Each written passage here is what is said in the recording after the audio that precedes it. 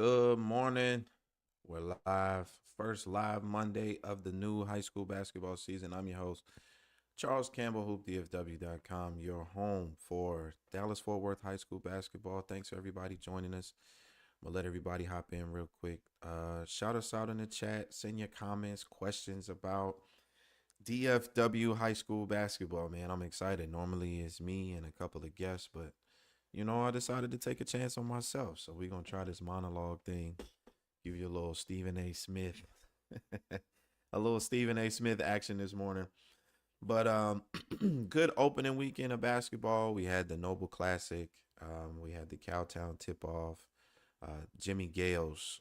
We also had the Quinite Invitational. Lots of great basketball going on in the Dallas Fort Worth Metroplex. A great opportunity for some teams to stop playing against each other, beating up on each other in practice, and get on up in here, man. Top of the hour, we gotta talk about some of these wins. The Hoop DFW rankings, they didn't do too bad in this first week. We had some interesting results, but for the first week, it was not a bad week for the Hoop DFW rankings. But we gotta talk about Red Oak and Grand Prairie. I didn't see the game, so I'm not speaking from the point that I saw the game. I'm just simply speaking on the score and a little bit of information I received from some coaches and those who were attendance. Nobody, I don't think anybody was expecting Grand Prairie to win that game, and especially the way that they won that game, a big time double digit win. It seems like it just wasn't Red Oaks night. It just looks like it was not Red Oaks night. But Grand Prairie making a statement. Stephen McLeod Jr. looks like he's turning the corner, becoming a real big time offensive threat. We already knew he had the ability to rebound the basketball. We knew he was a shot blocker defender. We knew he had the great length. But the game that from what I'm seeing, um, Grand Prairie has something to say. I don't know if they didn't like my rankings. I went over this summer, hung out with Coach Brown, saw the group, saw his work ethic, his buy-in from him and his staff to his players, back to him. And yeah, I don't think anybody was expecting Red Oak to drop their first game of the season. They were arguably, for me, they were arguably the top team in Dallas Fort Worth. But after this week, I will drop team rankings. I'll start dropping those on Tuesdays so I can have my show on Mondays. Maybe I'll do it Monday. I don't know. Friendsgiving. We had a Friendsgiving yesterday, so I was not doing anything basketball related related yesterday. So I'll drop rankings tomorrow. I will drop a Monday. We can talk about them on the show. But yeah, we did not expect. I didn't expect. I know it was not expected that Red Oak would lose to Grand Prairie. Um, Carter and Melissa. Carter number one overall in the Hoop DFW preseason Power 25. I got there at halftime. I was there at the Quinn night for a little bit, popped my head in for the championship game, and then swung up the street to Carter. When I walked in, Carter was up 19 points on Melissa. Now, what I will say is Trey Edwards was out. He was sick. Here he has a flu. Hope you get better, Trey. Cohen LaCour, I heard he has a knee injury, something going on with his knee.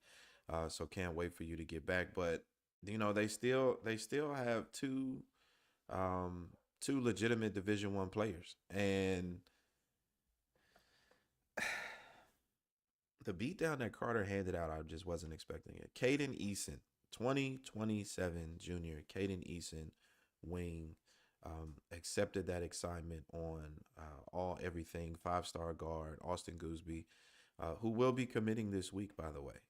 Austin Gooseby for Melissa, top 25 player in the country. I think he's a McDonald's All American. Hopefully, he's done everything to be a McDonald's All American.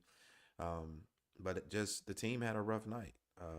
However, you got to give it up to Carter. They are focused. Talk to the coach Love. Talk to some of the players after the game. Interviews will be dropping on the Instagram page here in a minute. They are on a mission. They took that game, that loss last year in a regional final, to Kimball. The way Kimball beat them down and had them embarrassed in front of DISD at Ellis Davis, the Kimball Carter rivalry, and the way that Kimball did them last year. has them really focused on one thing this year. One, well, excuse me, two things. First is getting back all of those losses, especially the Kimball loss. That game is going to be insane when they play. But two, they want a state championship, their first state championship in school history, and they feel like this year is the year. And on top of that, they're all sophomores and juniors.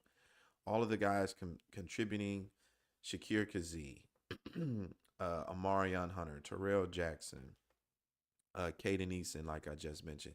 They're all juniors and sophomores. Terrell Jackson being a sophomore. Kimball is making a statement. They told me that that was a statement when they had been planning for Melissa this entire time. Gooseby defending him and seeing where they were against a 5-star player because they have a schedule. They go out to Vegas. They playing in the Tarkanian Classic, and if you know anything about high school basketball, you know that the Tarkanian Classic is 100% one of the toughest, most competitive tournaments in the country. But excuse me, Carter is ready to go.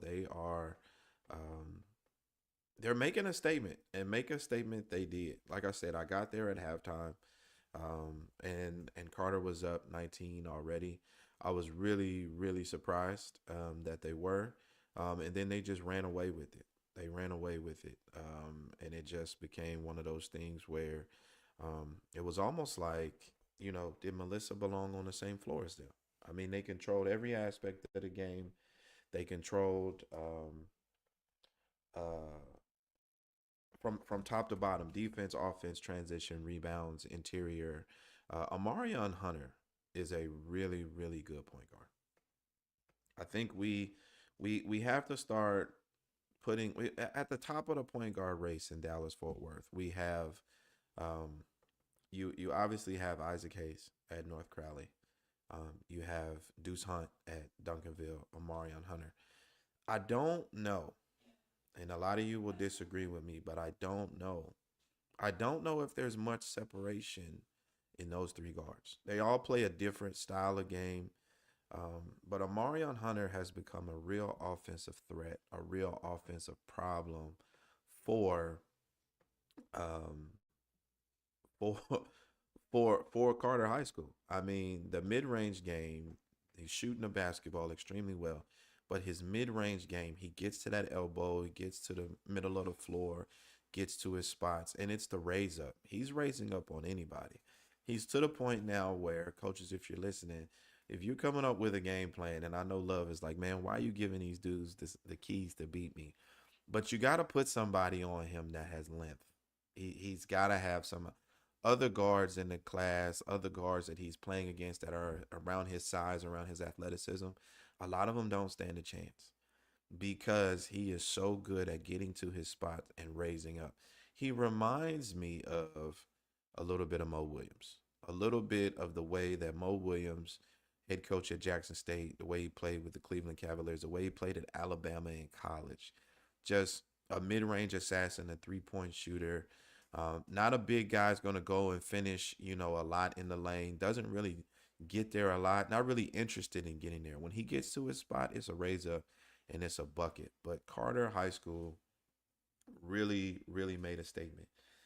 Parrish went 1-0, beating DeSoto's 61-55. North Crowley handled business at the Cowtown Shootout twice. Birdville beat Den Geyer. I know I talked to Coach Holman last week, and he, was interested in what Geyer had. I mean, obviously, Geyer's got Silas Rodriguez. He's the main piece for them. But I don't know if we were expecting them to beat Geyer just simply because of the 5A to 6A. But 5A is the class. 5A is the class to really kind of bring it home for us. 6A, not sure, on the fence. Saw some scores. I saw Tascasita and Seven Lakes played this weekend. Kind of the predictors of who will come out of Houston they played. But I mean, Geyer is somebody we're hanging a hat on. Won last season, won state championship last season. Lost a major piece. He's a freshman up there at UTA. So they're going to figure it out. So an early season loss. Um, let's talk about Little Elm. Little Elm is 2-0, really standing up to what I say, who they are. Frisco Memorial. Frisco Memorial has a win, 1-0. Lancaster, 2 2-1. Watch their game against Faith Family. It's a scrappy bunch. It's not your normal Lancaster team. I think they have the pieces. They're just a small group. They're just not a big group. They have one player, I believe he's 6'6", maybe 6'7", post player, but that team is Vincent Green's team. And when he's scoring the basketball, he is one of the one of the best scorers in the area. And so that's definitely Vincent Green's team. This is so crazy. Give me one 1 second. Podcasting live, home alone. My doorbell just rang. Got to go get the doorbell. Give me 1 second. Be right back.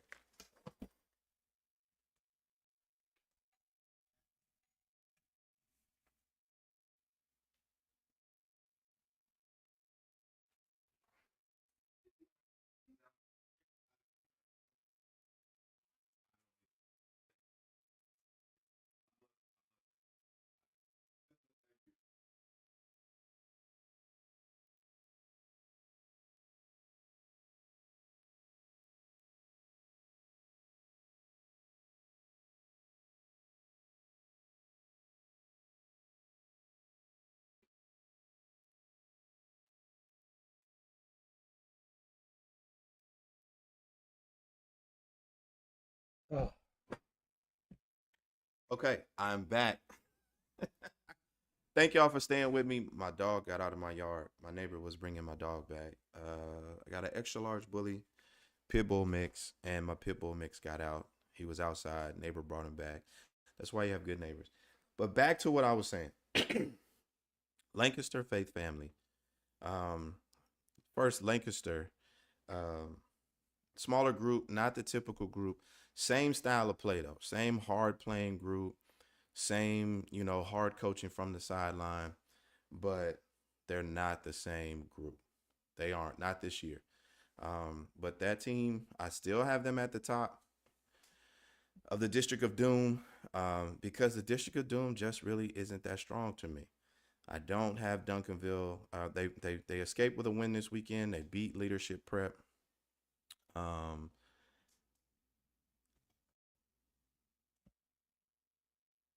Early win, yes. Good win. Will it's still to be determined. We got to see who Leadership Prep is playing, who they're going to be beating, who they're going to be winning against. But Duncanville, we'll see. But in that District of Doom, I still have Lancaster winning. It's just not the same district it has been. But what I will say is that it's going to be an interesting dogfight for that district lead, for that district championship. Um, so there's a lot. It's early first weekend of the season. There's a lot to be left, but Lancaster's winning in district, just a different group, and they faced a really tough Faith Family team. That's a Faith Family. That's your first year in the EYBL Scholastic. This was the championship game of the Quinnite Invitational. Um, and Faith Family, they're young. A lot of their prospects are 27s, 28s. However, they play a really, really good brand of basketball. They share the ball really well.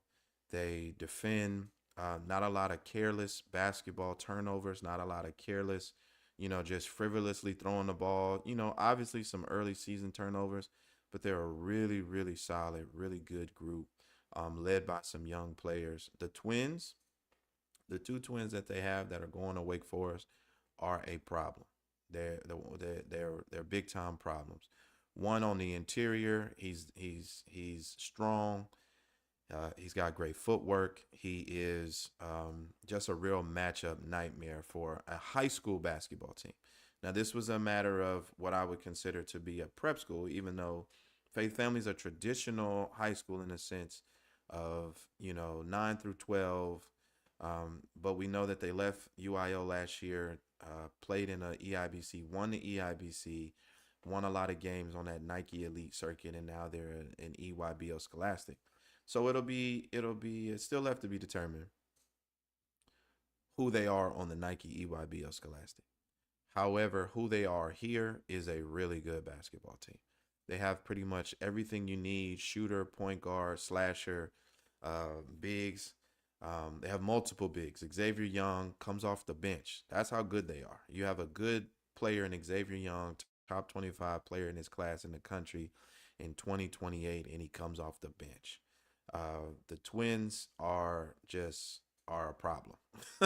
They're grown men in the post, but you can also kick it out. They shoot threes. They're solid catch and shoot 3-point shooters. Josiah Rose looks very good. Moments where I kind of saw him being a little, I wouldn't say passive. He just wasn't being as aggressive as he could be. But I think that team, when he gets on the gas and he's aggressive, it just opens it up. Josiah Jones, transfer from Harlan, Texas, Harlan High School. Out of that San Antonio area, took his team far last year. He's now at Faith Family, comes off the bench. He is a microwave. That's a microwave. He can get to he can get to kind of really pretty much wherever he wants to get to on the floor and however he wants to get there. He can shoot it, he can slash. He is their six-man offense coming off the bench. You got Max Moody coming in off the bench as a backup point guard. Max Moody was at Stony Point last year. He's probably the starting point guard at Stony Point this year. He's that good as a sophomore. Um, it's just a well-rounded group for Faith Family, and we get to see him on Tuesday. Snoop Johnson has a wonderful event on Tuesday, the Champions Classic, and we get to see them match up against Dynamic Prep. And this is what I will say. Normally when it comes to high school basketball here in Dallas, I'm able to be unbiased. I have to be very fair and free. But Faith Family plays away from here. They represent us in the Nike EYBL Scholastic High School League. Dynamic Prep represents us in the OTE League. We should get behind those guys. We really should. We should be supporting them because they represent Dallas Fort Worth to the rest of the nation. Not saying that these other programs do, because when I'm out of town or when I'm watching scores and we're in tournaments away from Dallas and we're playing non-Dallas schools, I'm rooting for you. It's just when we're here, I can't root for you. I just can't. Unless you're the Mesquite Skeeters. I'm a Skeeter, played at Mesquite for a year and a half. I'm definitely rooting for Mesquite. But other than that, we definitely should be behind Faith Family. We definitely should be behind Dynamic Prep. They represent us to the country. But Faith Family is a really good basketball team. Moving on, Duncanville, like I said, got the win against Leadership Prep. Allen went 2-0. Faced some early adversity, got the win. Allen is 2-0. Denton Guard, they dropped 2 games. Denton Ryan, like I said, Birdville. Birdville started the season the week before the preseason Scholastic. They dropped a tough one to Red Oak. Kind of got beat up a little bit. Coach hit me and said, "Man, we can win that game." He sent me a text. I was like, "Hey, we can win that game. We can make it happen. We're not done yet." And I think it was just a wake up call. It's like, okay, we're on this level. We got to go to a next level. They responded really well, won the first game of the season, beat a really good Denton Guard team. Um, South Grand Prairie, they caught a loss to Frisco Heritage. Frisco Heritage started off number 25 in my ranking because it was going to be the Bryson Howard show. Cameron Lomax left, Faith Family went back home, and it looks like they picked up right where they left off last season, right before the state championship. Big win against South Grand Prairie, 76-48. Again, talked about Grand Prairie beating Red Oak. They beat them 62-43. Arlington Martin, next up in our rankings, they dropped 2 games. One to number 17 Timberview, and then one to number 8 Memorial. Timberview goes 2-0. Mesquite with a loss. I just talked about my Skeeters. They had a loss to J.J. Pierce. The Colony drops 1 to Summit. A lot of people are talking about Summit. They won the state championship last year, and then they lost a lot of pieces. Theo Brennan left. He's at South Central Prep in Oklahoma. They kind of lost a lot, but they opened the season up against a really decent the Colony team and got a victory 65-56. And then rounding that out, Grace Prep, Kimball Sock, Green Hill, Kennedale, and Frisco Heritage. Kennedale with another big win. I don't have scores for Sock or Grace Prep yet, but solid week in the HoopDFW Top 25. Hit me in the comments. Who do y'all think should be included? Who do y'all think should be mentioned um, in the HoopDFW Top 25? Looking at some of the comments, Coach Scott, thanks for joining us. Keep up the great work. It's appreciated. Carter, hey, Scott, Carter deserves the credit. They do. Carter really they really made a statement. Watching them, it was they control, like I said before, they controlled every aspect of the game. They controlled it from top to bottom, beginning to end. They completely controlled it. They definitely deserve the credit. Um, Chris, Chris Hunt called me the homer. The homer of all Duncanville High School homers calls me a homer. It's hilarious. But you know what we can say about this particular season in DFW high school basketball is parity. We have a lot of teams here that are kind of on the same levels. There's only a few that have kind of stood out early, but like we just had Red Oak lose, it kind of drops them back a notch, in my opinion. It kind of boosts Grand Prairie up, even though that's a 6A 5A matchup. Grand Prairie, again, like I said, I didn't expect them to win the game. I really did not expect them to win. Expect them to go on and say, "Hey, um, we're gonna beat them by double digits." I mean, I didn't see the game, but again, uh, it seems like they didn't have any trouble, and that's just really surprising because they are an excellent group over there at Red Oak. So it's just back to the drawing board, but extremely early in the season. Um, but I really, really want to talk about Tuesday, Champions Classic coming up. Snoop Johnson basketball, Champions Classic. Um, big game at 5 o'clock. Faith Family Dynamic Prep. If you're watching, um, if you are watching the OTE League, you'll see that Dynamic Prep is playing really well. Um, they are one of the top teams. A lot of people consider them the top team, even though they've lost two now to the YNG Dreamers. Um, but they are one of the best teams, if not the best team in OTE. Really strong group. Seven Spurlock, Cam McGilvery, number one player in the country. Marcus Spears is playing out of his mind right now. Um, and just a lot of good pieces. David Ballerain. And so 5 o'clock, 5 o'clock at Lancaster High School. Dynamic Prep versus Faith Family. I was talking to Stacy Houston of the Impact Academy. We were kind of just talking about the game this past coming up. We were talking about it on Saturday, but it's coming up for Tuesday. And we were both kind of, who one was for Dynamic. I'm not gonna say one was for Faith. I'm not gonna say, but we were both kind of anybody could take that game. It's a really a brand of two excellent defensive teams. I still trying to tip my hat a little bit to Dynamic Prep because you have a really strong lockdown point guard in Cam McGilvery. Then you have a lockdown wing in Seven Spurlock. Follow that on the backside by Marcus Spears, David Ballerain. It's a really good defensive group. Then you have offensive firepower in Dakari Spear. He's been a walking 30 ball lately in the OTE league, just kind of putting the country on notice and giving everybody a display of who he is.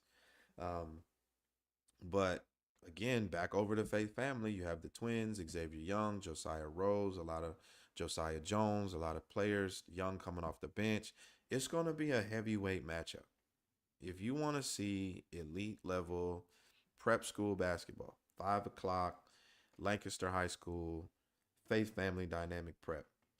Then game number two, I was going to say, before this weekend that Red Oak is a runaway with this. I don't think Duncanville matches up very well with them. But after this recent loss, I'm not sure. AJ shout out on the comment. They'll bounce back. They play bad. They'll bounce back. I agree. I mean, it is a bounce back game. Not the easiest bounce back game because it's Duncanville on a showcase stage in the city. And like Ford told me a couple of weeks ago, Duncanville ain't gone anywhere. They're the city of champions. They've been the city of champions since the 50s, so nothing has changed. Um, but that's a really, really another really good game. Red Oak and Duncanville. Going to see a really good point guard matchup right there in KJ Bradford and Deuce Hunt. Again, KJ Bradford's more of a playmaker, creator, can shoot it, can score it, kind of acrobatic around the rim. Deuce Hunt, lefty, likes to get to his spots, can shoot it. Surprisingly, will dunk you, which is interesting. But it'll be a good matchup. Both teams will play hard. A lot of city pride, a lot of bragging rights. They're not in the same UIL classifications, districts, any of that. So it'll be a big time bragging rights game. And these kids know each other. They're all familiar with each other. And then to finish it out, the Lancaster and Kimball game. I have Lancaster winning that one. Kimball is having, they're not the same Kimball that they were last year.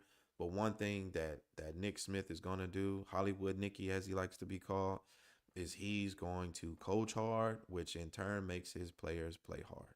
And on nights where shots aren't falling, it will be a long night for Kimball. But the nights where they're hitting shots, they are going to be a very tough team to play. Even in that Faith Family game, there was some tangling. I mean, excuse me, not in the Faith Family game. Um, Kimball played Legion Prep. They lost to Legion Prep. I watched some of that one before the Faith Family game, and even throughout that entire game, the physicality, the attitude, some of the intimidation, some of the we're here, we're Kimball. It's still there. It stands out. And they brought that to that Legion Prep. It wasn't a good win for them. They lost big time to Legion Prep. But I don't have them in the same category. Legion Prep is 100% a prep school. Kimball is definitely a public high school. However, in a matchup of two high schools, in a matchup of a Lancaster and a Kimball, bragging rights, south side of the city, I think that I think Lancaster ends up winning it. They just have a little bit, they have a little more pieces, some of the better pieces, but Kimball will be right there. I mean, it's Kimball High School. They're not going to go down without a fight. They're not going to go down quietly. But, I made this comment and it's pretty interesting. A lot of the teams that have been historically beating up on people, bullying teams are now kind of in a position where they're getting some of that back. They're getting some of that back. They're getting teams aren't afraid anymore. They're coming in not intimidated, not worried about what they're doing, not worried about who's on the floor, not worried about who's yelling in the stands, who's yelling.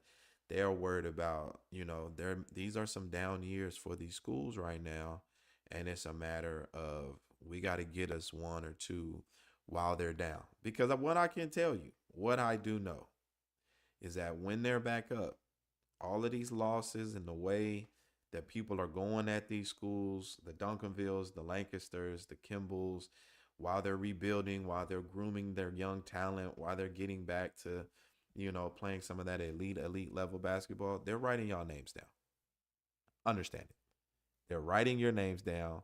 They're seeing who's, gloating, who's showboating, who is saying, "Oh, we beat them, we beat them." They will be back. 100%. They will be back. And, just be ready. Just be ready. You have to be ready. Because I will say this. Obviously first week in the season, um, everybody's excited to play, but nobody's saying our season is over with right now. It was a good starting place to say, okay, this is where we are, and now they know where they need to be. So, but if you're facing these Southern Dallas schools in January and February, they're gonna be tough victories that you're gonna have to pull out. You're gonna need your dogs. I think Melissa kind of found that out at Carter, because Melissa's a very good team. Let's not be mistaken. The Muhammad kid that transferred in from Minnesota is very good. He did not have one of his best games for Melissa. I was told by Coach Love, head coach at Carter, the game plan was definitely to bang inside, pound it inside, and just be physical and overly aggressive with Melissa. And it paid off. But without your point guard, without your 4-star shooting guard, it kind of leaves everything up to Gooseby. And that's not the easiest thing to do. It is high school basketball. He is an excellent high school basketball player. It's still, that's just not the easiest. That's not the easiest thing to do. Shout out the chat. Throw some questions out there. I would love to hear from you. Answer some of your questions. See what you have to say. GP is top 10, no debate. Much love, Coach Hurd. Shout out Coach Hurd, assistant coach at Grand Prairie. Says GP is top 10, no debate. And he did. And what I will say is that he did shoot me a DM and was like, they beat Red Oak, a team that I'm very high on. So I got you. But top 10, we'll just have to see tomorrow. We will have to see tomorrow. But that was a very good victory. They definitely, Grand Prairie definitely deserves more respect on their name, more respect on what they're bringing to the table. Um, so, but that's it. Week one, I'm not here long on the live Mondays. I will have some guests coming up. More good basketball this week. Like I said, Tuesday, Champions Classic, Lancaster High School. Then you have the Noble, Noble High School Classic at Paul Quinn. I'm back at Paul Quinn this weekend to watch the Noble. But also, Hoop DFW, the magazine, is here. It's here. Your guide to the Dallas Fort Worth high school season. I got player rankings for class of 2026. I have an honorable mentions list, excuse me, players watch list, honorable mentions for the class of 28 and 27. Team preview, we have the team rankings, both prep school and public. Got a couple of cool articles in there. But pick it up. See me at the Noble this weekend. I will be there handing out copies. Or you can go online, hoopdfw.com, get your copy. Man, I appreciate y'all for tuning in next week. Jay Fry just hopped in. Like he said, I will be there. Hoop DFW magazine at the Noble. Man, stop by, say what's up. We got some cool pictures in there. A great piece for your coffee table. A great conversational piece for your if you have businesses, barbershops. Man, Hoop DFW the magazine. I put it together with a lot of love, with a lot of care for the city. We got an issue here. One thing I will say, and I'm starting to notice this, and then I'm gonna get out of here, is we have an issue right now with how Dallas Fort Worth is represented to the national landscape. Before, you would see Dallas Fort Worth players all over the top 100 rankings, top players at events, McDonald's All Americans, and it just seems right now that there's not a lot of representation. I don't know why, but I promise you, one thing I can say is that Charles Campbell and Hoop DFW is talking about Dallas Fort Worth basketball to the nation, to all the top scouting services, the top ranking services, college coaches. I am definitely here fighting for, pushing, promoting your players, regardless of where they play in the summer, regardless of who they play for. So I just wanted to say that. I hope you guys have a great Monday. Join us again next week. We're going to talk the Noble Classic, another week in basketball. Player rankings are team rankings. Team rankings are dropping tomorrow. I appreciate y'all for tuning in. The first of many, many monologue episodes of Hoop DFW live Mondays. Join me next Monday at 10 o'clock. Have a good one.